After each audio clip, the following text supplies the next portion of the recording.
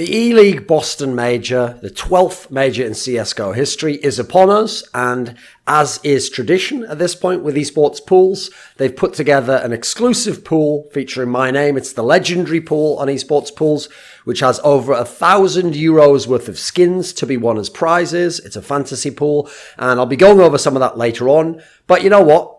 Play it if you want to. If you don't want to, then don't, bitch. You know, I mean, listen, obviously, you know, if you're someone who gets offended by the word bitch, then just pretend I didn't say bitch. If you're someone who's a cool guy and you don't mind being called bitch, then bitch. If you're someone who's a cool guy who doesn't want to be called bitch, then just ignore it. Pretend the last 10 seconds didn't happen. If you can't, probably not a cool guy, are you? Bitch.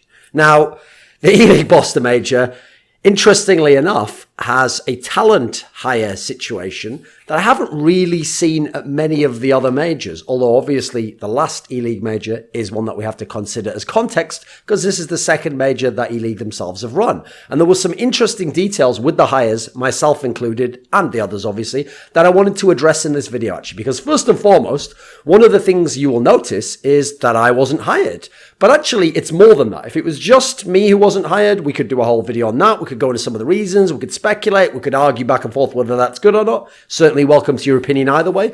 But in this particular scenario, it's actually mostly analysts that weren't hired. That's the interesting part because first and foremost, you think of the big events of the year, the two people who are the most obvious missing in terms of an analytical talent are me, Thorin, and Sponge, the Australian former in-game leader of Renegades and Vox Eminor, who's been doing many of the big events, including actually he worked with E-League in the past. I think he was there for the Clash for Clash.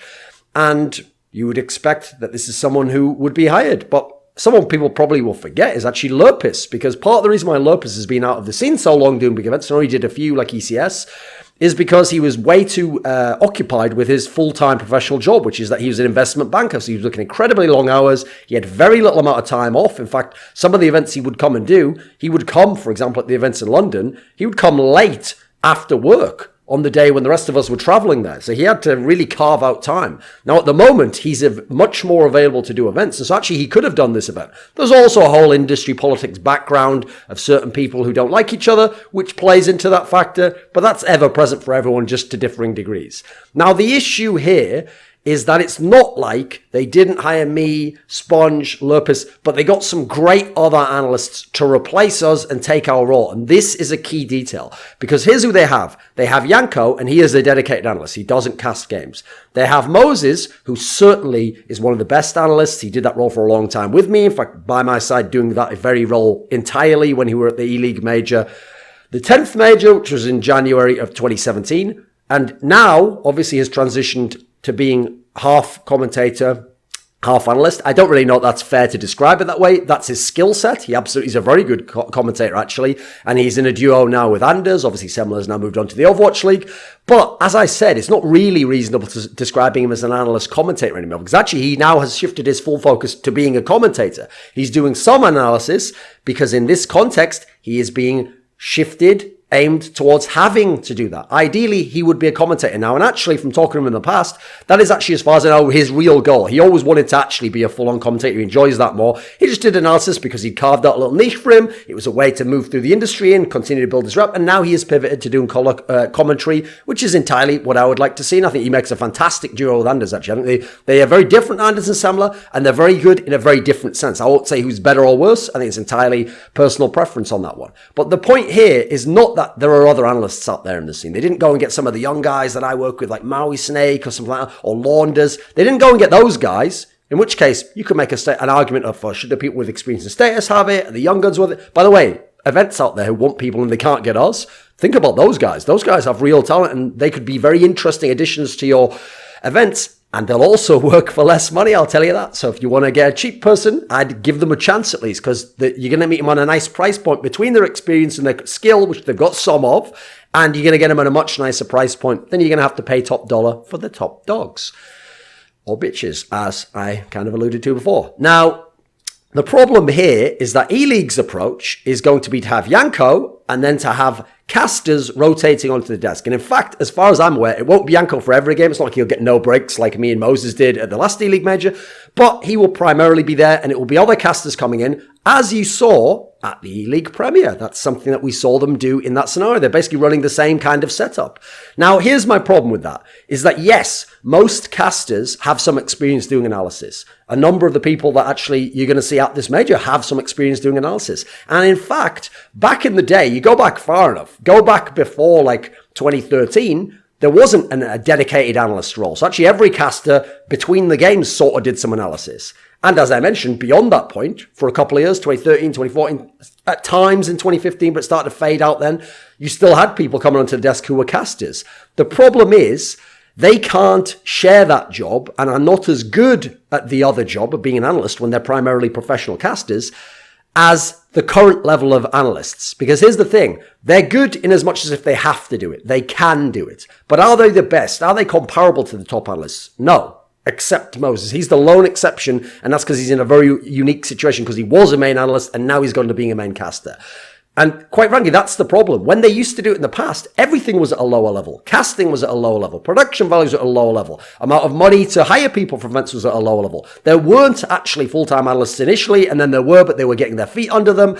So the problem is they cannot analyze the game to the same level, model the game, and articulate the game and explain the game in the same way as the top analysts are. They don't watch the game the same way. When they watch the game, they watch it through a caster's eyes. They watch it for color, or they watch it through play-by-play. They're creating excitement, or they're telling a story.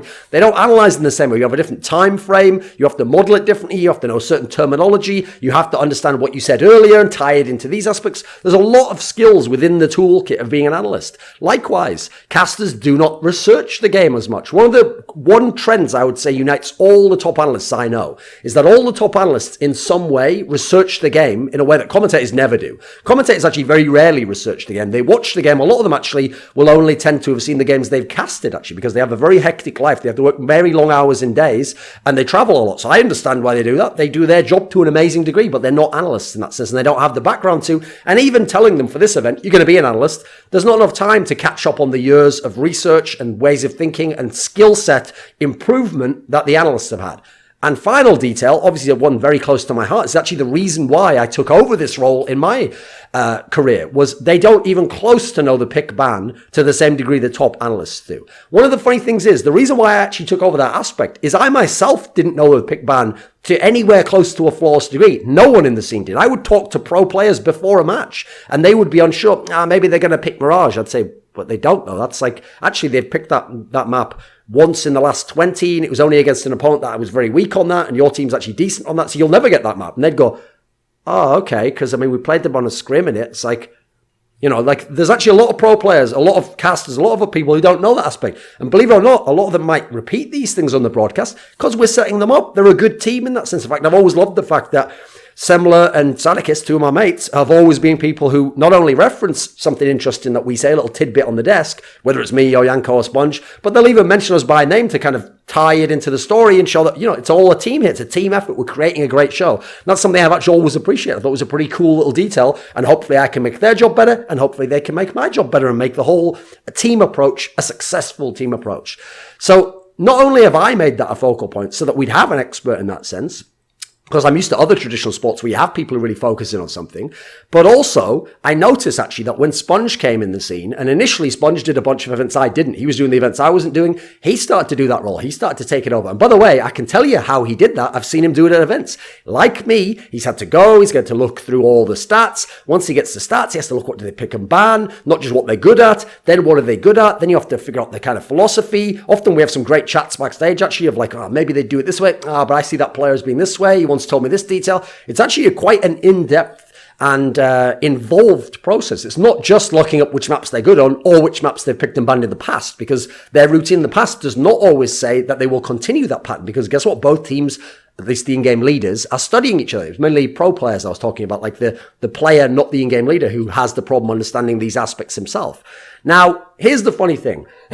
One of the main reasons I think they haven't hired this analysis talent, crucially, they didn't just hire Thorin. So it's not about me or something I've said or something I've done or my past with ELEAGUE. It's not that at all. In fact, as I said, I could have done one more E-League event than I've in fact done. They asked me to do the Clash for Cash. Unfortunately, I had already agreed to do the EU Minor. It was more days. It was more money. Yeah, Clash for Cash in theory is a bigger event. I have to say some of the luster of it was taken off that it was Virtus Pro. If it had been FaZe or SK, might have been a bit more hyped. Maybe I would have considered it, but whatever. We didn't connect on that one. Then came the E-League Premier. And this is another event where they saved money, where they did this approach. So this is what we're going to get into now. By not having dedicated analysts who are always on the desk, like they did in past E-League seasons, the first two in the E-League Major, what they were able to do was save some salaries. It's not that they paid everyone less or that these analysts were asking for too much. They just got the same amount of work done by less people, by making those people work more and therefore saving 2 or 3 salaries. So in this particular instance, in contrast to majors that weren't run by E-League, they have absolutely hired way less analysts. Go look at PGL Krakow, go as far back as DreamHack Cluj, go and look at MLG Columbus. Basically, all the top tier names get invited to these events, and actually you're cycling these analysts in and off the desk all the time. Actually, you've got Fiflar and you've got Natu, you've got all kinds of people all over the place. Maniac at certain points in time, I don't know if he was actually a major though. I think I might have been just after when he came along. Now, as I said, they also did this for E-League Season 3. There was Yanko, who funnily enough hadn't been hired by E-League before. Obviously, he hadn't actually done the E-League Major, which is why actually, even though I was hired for the E-League Major in the beginning of 2017, I made a big furore about that. And I even said on Twitter, I won't work another major if Yanko isn't hired. And by the way, I would have held to that. If I had been invited to this major and Yanko hadn't, I would have said, no, thank you, unless you're willing to hire this person, and I'd have publicly done it. Now, the reason I can do that, as I mentioned in a video in the past about who should work majors, is because actually I believe very strongly that someone on the level of Yanko, for something like a major, should be hired. I don't think at that point it's about just making your own little choices about talent. He's one of the best in the world. This is the World Championship. We're not going to have that many of them in history. Maybe we're going to have 20, 30. He should be part of them, and that's very important to me. And I'm willing to give up my role in it and what I might gain from it to ensure that that happens, or hopefully provide some sort of incentive for people to take part in that sense. Now, interestingly enough, as I said, they did this approach for the E-League Major, which I was a part of, and the E-League Premier, which is sort of Season 3 that I wasn't a part of. Now, first and foremost, this is another problem I have with this. Forget me not being hired or Sponge not being hired or hiring less talent. It's what effect it's going to have on the people there that I'm also worried about. Because I can tell you that E-League Major that I worked at in January of 2017 was the worst working in experience of my professional career as an analyst. Now, that might sound crazy because you might know in the past I've said events like the World Championship in 2015, the one that was a nationalized tournament run by EFRA, that was terrible conditions. But what I mean by this is I've never worked an event that had as many days, as many long hours, as many, no breaks, and did every single game, had to come in 2.5 hours before the first game, and yet each day of the tournament I would be doing minimum 8 maps, sometimes 9, 10, more than that. So I've never had that bad a scenario experienced. And in fact, even though it sounds like a very minor one, the part I said at the end there about having to come in 2.5 hours before the first game is something that triggered me a lot. And I complained about that a lot when I was at E-League, because I get it that they come from the world of producing the NBA. And if you're doing an NBA game, that's one game in a day. Sometimes you have a double header. So we're talking about 2 or 3 hours each. And you're probably going to schedule it in the afternoon or evening, so you're already up for the day. It's one thing if you say to that guy, come in 2.5 hours early, get your makeup done, have a production meeting, have some food, get relaxed. The problem is Counter-Strike events, just the games you do, are already way too long. We're not getting enough breaks as analysts as it is. We're already overworked. We're already having less sleep because we're coming in at 8 or 9 in the morning. In fact, for this event, for the E-League Major, we were coming in at 7:30 in the morning, and then we're working till sometimes 10 o'clock, 11 o'clock, midnight. And I don't want to hear anyone who works a different job that's not being one of the best in the world and fully focused mentally all the time go, I work 12 hours a day. You don't know what the fuck my job is like, mate, so shut the fuck up. So the point is, the days were unbelievable, and it was just pushing us too far. And it meant that you'd hope everyone would be at their best for the playoffs at the end of the tournament, right? No, everyone was mentally broken 2 or 3 days in, and it was a really horrible experience, I have to say. Now, funnily enough, as is going to be a theme of this video, in all the other respects, E-League is a very good company. They've done some fabulous things, both for me personally. They helped provide me with an amazing apartment when I was working for the 2 seasons in Atlanta. They paid me well. Admittedly, they didn't pay much. In fact, actually, they are not the number one paying person in the industry. I'll just go ahead and correct that misnomer or misunderstanding or misconception in the industry. That's not that they're just paying everyone so much that we should put up with it. No, actually, they're not the number one payer. But they certainly paid one of the better rates, and I was very appreciative of that. I thought they did a great job in that respect and providing all the other things for us. But I do think they've created a terrible environment for analysts. Now, as I said in my past video about majors, for me, majors are different from your normal tournament. Your normal tournament, ESL1 Cologne, or whatever it might be, ECS, they're your tournament. Do what you want with them. Give them your own flavor, give them your own flair. Choose people you like. Choose people who aren't even that well known. Don't choose people who are big if you don't want to. Don't choose people you think are overrated, who are the consensus favorites. But for me, majors are about hiring the top talent, as all the non-E-League majors have done. Now, interestingly, I'll throw in one last detail on the money aspect, which someone brought up to me, which was very interesting, but I can't talk to it because I don't know if it's a fact or not. It's just speculation. Because this is another major held in the US, so E-League's obviously done both their majors in the US, someone said to me that if you ever look into union laws in certain states, they are so pervasive and so intrusive that it's incredibly expensive to get people to do stuff. Like if you hire people, you have to hire people in certain venues who are union members. And when you hire them, the famous thing that people say to criticize it is you sometimes have to pay 3 people to move one ladder. You know, a normal person, you'd move the ladder yourself. And they go, no, union has to do that. 3 people come in, one watches, one surveys it all, the other one moves the ladder. You know, this is real stuff. You're having to pay 3 salaries for this. Not only that, when you pay a certain contractor fee for the union people, as soon as you go over their daily amount of hours, I don't know what that could be, 8, 10, every hour after, you pay them 1.5 times their hourly rate. Now, by the way, I'd fucking love that if that was in esports contracts, because I have guys that go overtime all the time at big events.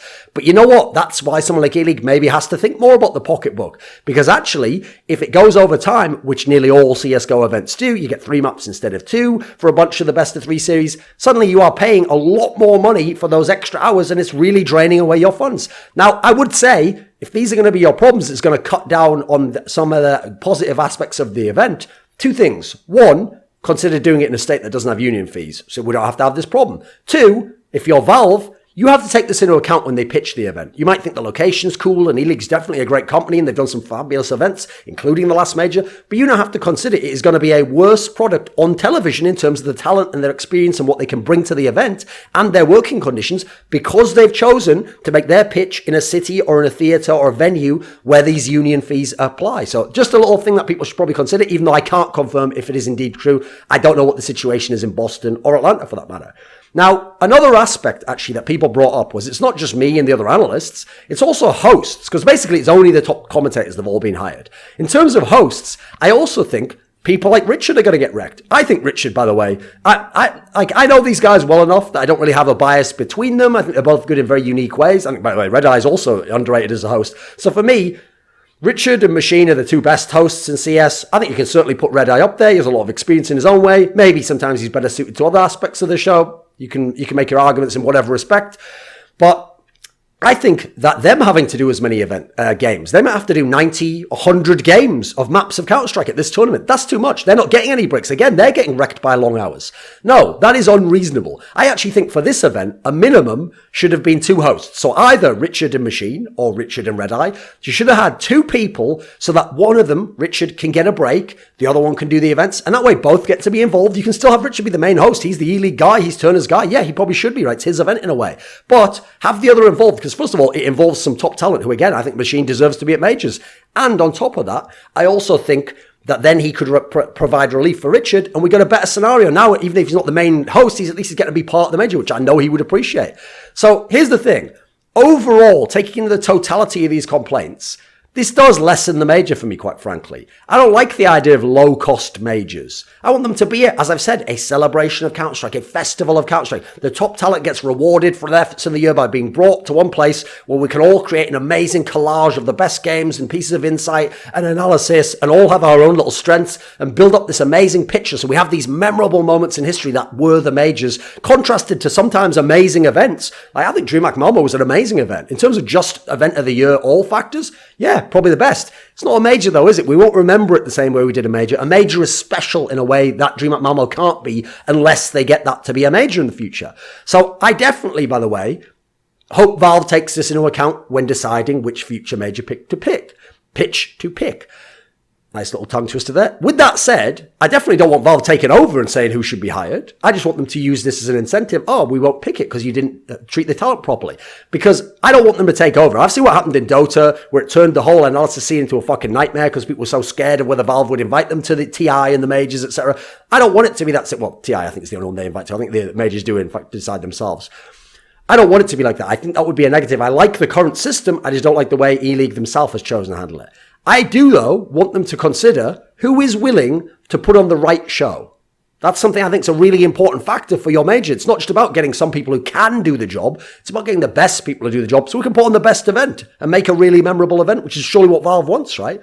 Now, in terms of me not working the major, I have worked at 6 majors. I worked at the first one, DreamHack Winter 2013. I worked at the next DreamHack Winter 2014, which was actually the 4th major. I worked at, let me think, the 7th major, DreamHack Cluj-Napoca 2015. I worked at the 8th major, MLG Columbus. I worked at the 2016. I worked at the 9th major, ESL 1 Cologne 2016, my first major with ESL actually, for obvious reasons. And I worked at the, what was that one? The 10th major, ELEAGUE major, beginning of 2017. So I worked at 6 of the 11 majors. I consider myself to be very lucky in that particular sense. I've definitely appreciated those invites. I hope I did good work at them all. I definitely strove to. My personal opinion would be I did do pretty good work at them. I definitely gave my all. And it certainly annoys me when I have to miss them. Obviously, I missed 4 of them purely due to my beef with the SL. The other one I missed out of the 5 I missed was PGL Krakow, which was actually the last major, and that was because it's in Poland. And people know my history with that. It ties into the ESL scenario I described. But actually, I'll actually tell people a little tidbit, because I don't think I've ever actually properly explained this on camera. But it's not actually about the idea that someone's going to beat me up or somehow I'm going to get attacked by a bunch of savages. No, I mean, first of all, I've never actually thought that about Poland, never implied that in the video itself. I reported some things that I heard on a BBC Panorama news piece, actually, about the World Cup in like 2002 or something. But one thing I will tell you is a memory I have, okay? So EMS go on Katowice, when I'd been told on the first day, you're not going to be used, here's the reasons why, we're going to issue a public statement, you know, you can go home now at this point in time. And by the way, we're not going to pay you or even pay for your flights, in fact, even though you've come to the event. But that's a side issue. We're past that, luckily, at this point in time, but it's a fact. So I'm going to say facts. When I went back to the hotel room, I was sat there, right? And I thought to myself, it's just a bad situation for everyone, this, isn't it? You know what? It's better if I just am not here at all. In fact, that's actually why I made a tweet saying, you know, I apologize if people were offended by my comments. I hope they don't draw away from kind of the spectacle of the major. The focus should be on the major. And I actually thought to myself, better to just get out of this, go home, watch the games, go back to England, not worry about all this. It's obviously not going to work for me. I actually thought at the time, am I even going to make it as an analyst? You know, it was actually my second big event as an analyst. And what I did was I started thinking, well, let's stop and think. Let's not just leave it to chance. Do I really want to be an analyst? Is that really important to me? Even though it's going to be a lot harder now because ESL is going to get a bunch of majors. They were the number 1 tournament organizer at the time. So I'm not going to be working some of their events probably. They might even have a beef against me, as it turned out certain people actually did within their company, not the people I now work with, and hence there's no problem with my relationship with ESL. And I thought to myself, because if I do, I'm going to have to double, I'm going to have to triple my efforts, and it's going to be a lot harder. And I actually decided, you know what, I am going to do this. I'm going to try and be the best, the number 1 analyst in the world. And when I do that, a very small achievement unlocked bonus goal was, you know what? I'm going to get to a point where actually ESL has to bring me back for a major again. And at that point, it will make sense for both of us because I will be the clear number 1. I will have built my profile up. I will have done the work. I will be the guy where you can't ignore me. Whether you like me, whether you don't like me, I have to be there to be part of the event. And that was something. This is the 2-part thing. That was one thing that I decided, and guess what? I did it. I did it a very different way to everyone else. I went for Gfinity and the Dream Hacks, and I went for the banter approach. And I took a totally unique approach, and I was able to actually warp and skew the way analysis was done to the way I preferred it. Was actually before that, believe it or not, if you ever go look at DreamHack in 2013, I was trying to just be more of like a clean cut, not obviously in terms of my choice of outfit, just traditional sports analysts, you know, who just gave the opinion and didn't put any kind of flair or banter onto it. So I took a very different approach. But a second part of that was, in that moment, I decided, right, since in my mind, I'm kind of making myself a promise. I'm going to do these things. I'm going to speak them into existence and I'm going to follow a plan. I don't know how yet. I'll have to improve. I'll have to work on things. I'll have to make some tough decisions. I'll have to tweak the formula, but I'm going to do this. And then the second part of that plan was I said to myself, and even if there are 10, 20 majors in Poland, because of this terrible experience I have had, which I certainly don't claim I had no responsibility for, I will never come to Poland again.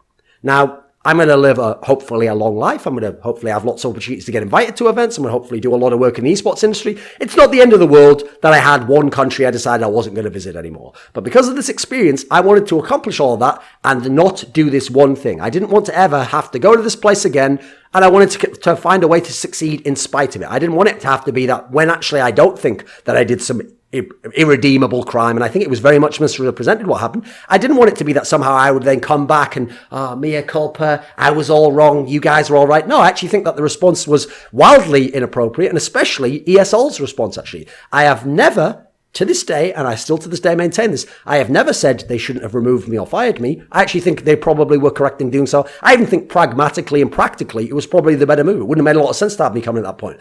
But I do think that the way they put forward that statement, and especially the paragraphs implying, perhaps not directly, but this is what people took from it, that I was a sexist or a racist or a bigot, some kind of bigot, I think that actually was damaging to my career. I think that, quite frankly, that was like some form of defamation, actually.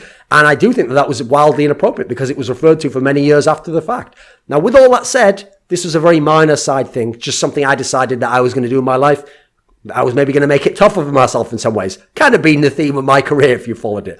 But with all of this said, I've never been full-time doing events as an analyst. Never. Even in 2015, 2016, I was a freelance journalist the entire time. I did hundreds of videos and articles and talk shows. Actually, I have never in my entire career in esports made the majority of my salary in a single year or my income from doing events. It's never been the case. I've always done it as a side thing, which is also, by the way, generally why I don't actually dictate as much to my co-talent when I'm at events, what they should do or what the prices should be or how they should behave, because that's their world. They've committed to that. They're all in. I'm a guy who's doing it half and half. Hopefully I get to visit the right events because I certainly put in the work for the top teams.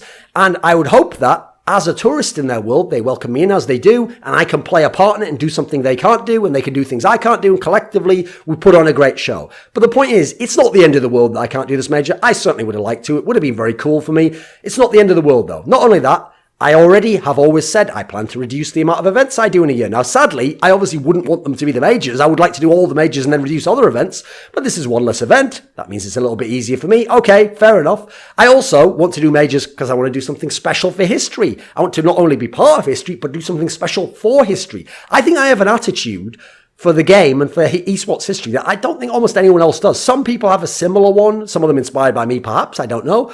But my attitude of how seriously I take esports history and how much I cherish the greatness of certain players, and I try to chronicle the great stories, narratives, moments in history. So that's not just a sport. That's like, oh, we had another tournament, cool, you won. Oh, you remember that team? Nah, I don't really remember them that much. I want that stuff to be there in history, just like the NFL history and NBA history and NA and what else have we got at that point in time? NHL history, I guess. All the great histories of true sports. I want it to be a competitive discipline like that and to be remembered that way so that years from now people don't think that this was still just chicken feed and no one took it seriously. No, they did. It was important. So with all of that said, the major will still be a special tournament. Let's be real. I'll be watching it. I've no doubt most of you will be watching. I hope you will if you really enjoy Great Counter-Strike. I hope it succeeds. At the very least for CSGO, I hope the players do well, that they have a great moment. That's a special tournament in history. But I also hope so for the talent that was hired, because all the talent that was hired, I'd make the case almost every single one of them deserves it. They absolutely are going to do a great job. They're going to have to sadly be a bit overworked perhaps. And I hope that some of the hiring decisions will change in the future or the circumstances that perhaps informed them. Now, at the end, I will now show you my esports pool's fantasy pool for the major. Okay, so here I am. I'm going to pick my fantasy pool. Now, interestingly, due to some sort of a change at how esports pools does things, you have to go onto esp.bet to do this one, not esportspools.com, which has been traditionally the fantasy site. And I believe you have to be over 18. And also it depends if your country allows this sort of fantasy competition. But if it does, you go here, you're going to see my pool. I mean, if you go to the link in the description box below, you're going to see this anyway. Look, it's a legendary pool. You can enter for free. And it has over €1,000 worth of skins. Let's have a look at the prizes. Bayonet Law. Once 1,000 people enter, that will be a prize. There's already a Karambit Knight for first place. There's a Gut Knife Rust Coat Battle Scarred for second. There's an Orc Boom Minimal Wear for third.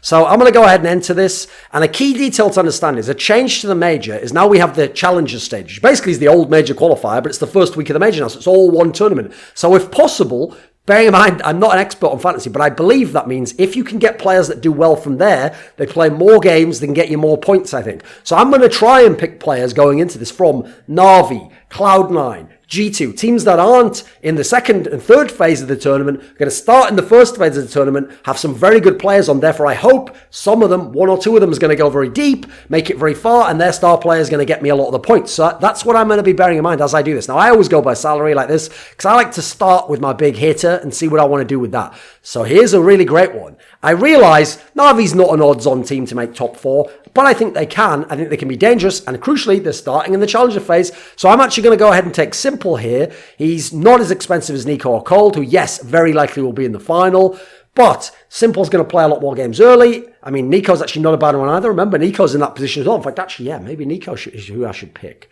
because Nico is pretty odds-on to maybe make the final. Yeah, I'll go and pick Nico instead, actually, because I forgot FaZe were in that point of the tournament, actually. So I'm going to take Nico as my first player, guaranteed numbers. Actually, no, though, because here's the problem. Nico hasn't traditionally done that amazingly at the majors. He did well at the last one, but other than that, he hasn't always been that sexy. You know what? I'm going to gamble. I'm going to say I'm going to take Simple for this one. He's going to be my main guy. Now we're going to go down. Now, what other teams do I think can do well? Who can go deep on this one? Electronic. If I'm going to take Simple, surely I want Electronic to go off, right? He's reasonably priced. I'll take him as well. Now, going beyond that, I actually think that, as I said, FaZe can certainly do very well. You can certainly see... I've kind of taken my big names at this point. I'm probably going to try and gamble on a few names now. Someone who might get a decent run, but I don't want them to be too expensive. Hobbit's a very consistent player. I think Gambit has a chance to make the playoffs. I'll take him as well. Now, unfortunately, I have to go fairly cheap on the last two, but I think I've got some pretty consistent bangers right there. So I'm going to take... Let's have a look. Who do I want here? Valde's not a bad shout necessarily. He's a pretty good player. Problem is that I'm going to have to take a terrible player, aren't I? So is there any terrible player that's worth a gamble, actually? So who's the worst player I could take a gamble on here? Nifty? That's not terrible, is it? Don't think Flipside's going to make it. I think it's pretty unreasonable. I think Misfits is going to make it. Problem is, I'm probably going to have to choose like a garbage player to get another good player, aren't I? See, this is why it's tricky to do fantasy. I've never claimed it was easy, boys. It's fucking hard. So I wonder how this works. Like, if I pick him... I would have 1,400 left. I could still get... See, this is why it's very, very tricky. Sometimes you probably don't want to take two bangers like that. You probably actually want to say, don't take Simple, and then gamble that someone else around 2,500 does very well instead. I'm just going to say Simple's going to be so godlike, somehow it'll work out. Let's see, who could I take? Right, I think it's probably got to be... I think at this point, logically, it probably has to be MSL, right? He's not going to have very good stats, but... Got to take him, right? Got to hope he does well. So whatever, there we go. And then remember, you always do the tiebreaker. I'm not actually very good at these. I don't really know when the first kill would be in the last map of the entire tournament. Seems a bit of a bizarre question, right? So I'll say 20 seconds in, and I'm going to submit my pick. You can go and play if you want at esp.bet. Guys, I'm DW. I have won 3 majors in CSGO, and this is Thorin's YouTube channel.